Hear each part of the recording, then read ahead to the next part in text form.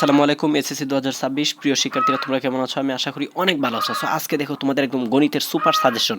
আমি বিভিন্ন model test, test paper, guide, তারপরে সবগুলা রিসার্চ করে আমি তোমাদের আজকে একটা সাজেশন তৈরি করছি। সাজেশনটা তোমাদের জন্য জাস্ট আমি অফলাইনে যে স্টুডেন্টদেরকে পড়াই যে সাজেশন, সেম সাজেশন আমি তোমাদেরকে দিতে যাচ্ছি, ঠিক আছে? তো এসএসসি 2026 গণিত সাজেশন 30টা সৃজনশীল থেকে 7টা কমন, মানে 30টা সৃজনশীল তুমি বাড়িতে প্র্যাকটিস করে যাবে এই অধ্যায়গুলো থেকে, এইখান থেকে 7টা কমন পাইবা, ঠিক আছে?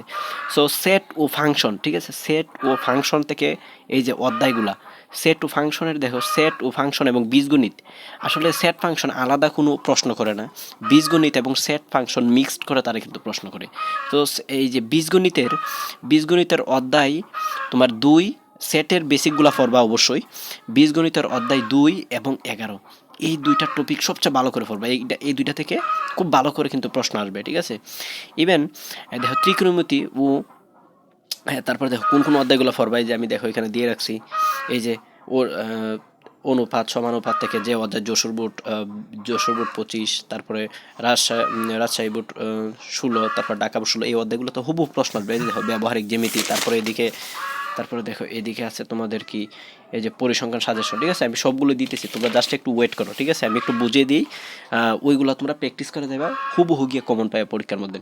ওকে, তাহলে এখানে সেট ফাংশনের এই যে এই অধ্যায়ের বেসিকগুলো আগে একটু পড়বা, ঠিক আছে? বীজগণিত এবং সেট ফাংশনের বেসিকটা আগে পড়বা, পড়ার পরে এই যে কোন অধ্যায়গুলা 2 এবং 11 সবচেয়ে ভালো করে পড়বা। ত্রিকোণমিতি ও পরিমিতি থেকে অধ্যায় 11 এবং অধ্যায় 16টা একটু ভালো করে পড়বা। ইউটিউবে ক্লাস আছে, ক্লাস দেখবা আমার চ্যানেলে, অথবা তোমার টিচার বাসার বা তোমার কোচিং শিক্ষকের কাছ থেকে এই যে পড়ছো বেসিকগুলো আগে পড়বা, পড়ার পরে আচ্ছা তারপরে দেখো পরিসংখ্যান 17 অধ্যায় মাত্র, একটু ভালো করে বেসিকটা, তার মধ্যক প্রচুরক, তারপরে গড় নির্ণয়ের একটু দেখে নিবা, ঠিক আছে? সূত্রগুলা।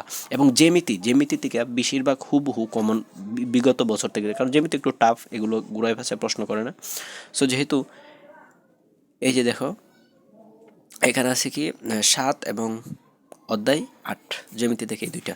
সো এই অধ্যায়গুলা থেকে প্রত্যেক বছর যে প্রশ্নগুলা করে এখানের মধ্যে দেখো, সেট ও ফাংশন থেকে, মানে অধ্যায় 2, সেট টু ফাংশন থেকে অধ্যায় 2-এর চট্টগ্রাম বোর্ড 25-এর প্রশ্ন আগে সেট টু ফাংশনের বেসিকগুলো পড়বা, পড়ার পরে, কারণ পরীক্ষার একটা বোর্ডের প্রায় 9টা প্রশ্ন, প্রত্যেক বছর 9টা বোর্ডের পরীক্ষা হয়। 9টা বোর্ডের প্রশ্ন যদি 25 সাল 24 সাল, 9 দুগুণে 18, 3 নং 27, এতগুলো প্রশ্ন তুমি প্র্যাকটিস করো, তাহলে পরীক্ষার আগে সময়ই পাইবে না, সবগুলো অধ্যায় খাবার করতে পারবে না। তাই আমি শুধু উল্লেখ করে দিয়েছি যে অধ্যায়গুলো প্রত্যেক বছর সেম টপিকের সেম ক্যাটাগরির প্রশ্ন হুবহু আসতেছে এবং সেম ক্যাটাগরির প্রশ্ন ঘুরায় ফেরায় করতেছে। যেমন সেট টু ফাংশন অধ্যায়টা তুমি পড়ার পরে চট্টগ্রাম বুট 25, সিলেট বুট 25, তারপর ঢাকা বুট কত আছে 23, এটা পড়ে ফেলবা, ঠিক আছে? এই অধ্যায়গুলো একটু ভালো করে পড়বা।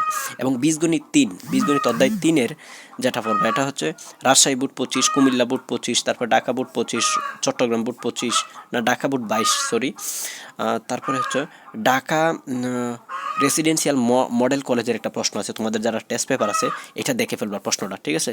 এবং মতিঝিল মডেল স্কুলের প্রশ্নটাই যে সেট ফাংশনের প্রশ্নটা দেখবা। আমি আশা করি সেট থেকে যদি এইগুলো তুমি বাড়িতে প্র্যাকটিস করে যেতে পারো এবং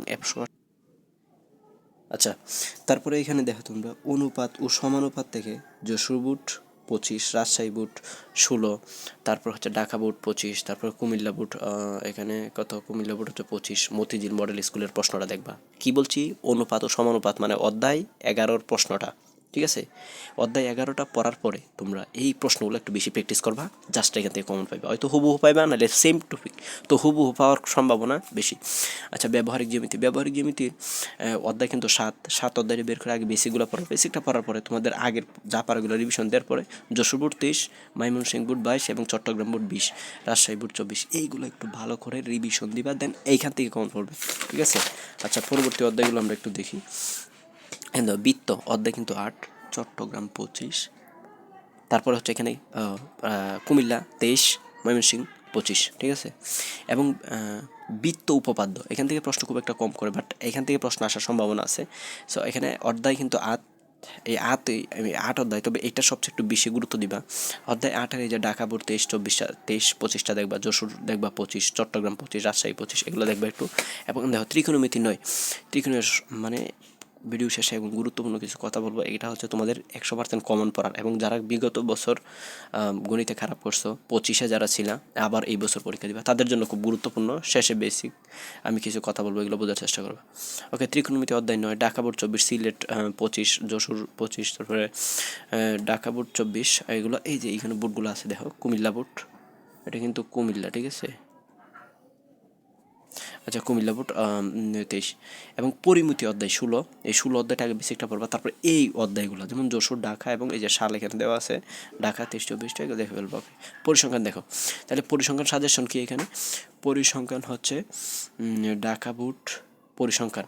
তো পরিসংখ্যান আমি জানি বেশিরভাগ ম্যাক্সিমাম স্টুডেন্ট এই পরিসংখ্যান পারে, তো পরিসংখ্যানটা তোমরা তো পারো আমি জানি, বাট এইগুলো রিভিশন দেওয়ার পর এই যে ঢাকা বোর্ড 20 এবং 19, আর হচ্ছে সকল বোর্ড 18 একটা প্রশ্ন করছিল, এবং রাজশাহী বোর্ড 25, এই প্রশ্নটা বেশি কিছু প্র্যাকটিস করার দরকার নেই, জাস্ট অন্তত পক্ষে পরীক্ষার আগে এই তিনটা বোর্ডের প্রশ্নটা একটু প্র্যাকটিস করে তারপরে যাবে পরীক্ষার মধ্যে। এখন দেখো, অনেকেই চাই সেম টু সেম কমন চাই গণিত। এখন সেম টু সেম তোমরা যারা কমন চাচ্ছ গণিতের, এখন তোমাদেরকে আমি প্রথম থেকে একটু বলে দিতেছি কোন অধ্যায়গুলো পড়বা। বিশেষ করে এই যে অধ্যায়গুলোর একটু বেসিকগুলো পড়ার চেষ্টা করবা, আর যদি অধ্যায়গুলো নাও পারো, বিশেষ করে আমি এখানে যে অধ্যায় দিছি যেমন সেট ফাংশন থেকে এই বোর্ডগুলা, মানে Dhaka Chittagong board 25, Sylhet board 25, Dhaka board 23, যেমন রাজশাহী বোর্ডের এই অধ্যায়গুলো দিছি, মানে এই বোর্ডগুলো দিছি।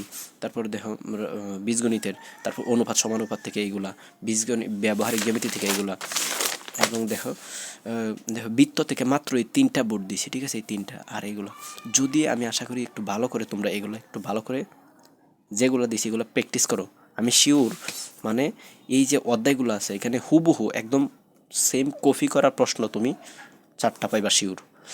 আর যে আমি বললাম যে এখানে যে বলছি যে 30টা সৃজনশীল পড়লে, এখানে 30টা সৃজনশীল পড়লে ওই যে বলছি কি 7টা পাইবা, তো 7টা বলতে 30, এর মধ্যে 4টা পাইবা হুবহু, আর যে 3টা, 3-4-7 আর এই 3টা পাইবা একটু সেম প্রশ্নটাই করবে। ধরো এই প্রশ্নটাই করছে যশোরের 25 প্রশ্ন, একটু ক্যাটাগরি 1-এর জায়গায় 5, করিমের জায়গায় রহিম, এরকম একটু পরিবর্তন করে দিবে, ঠিক আছে।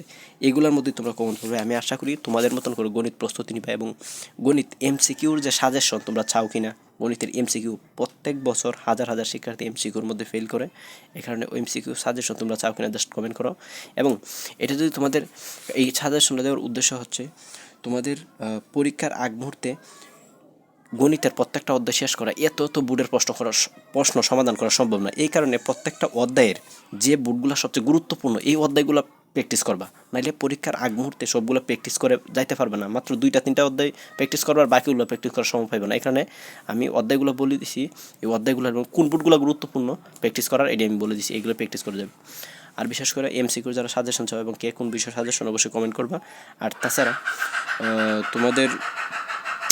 তোমাদের এমসিকিউ সাজেশনটা এবং তোমাদের যদি একটু উপকারে আসে অবশ্যই সাবস্ক্রাইব করে রাখবা, যাতে পরবর্তী গুরুত্বপূর্ণ সাজেশন আপলোড করলে, সাবস্ক্রাইব করলে পরবর্তী গুরুত্বপূর্ণ সাজেশনটা আপলোড করলে তোমাদের কাছে চলে যাবে। আর একটু লাইক কমেন্ট করবা, কেমন হলো তোমাদের এই ভিডিওটা একটু জানাবা। সবাই ভালো থাকবে, সুস্থ থাকবে, আল্লাহ হাফেজ।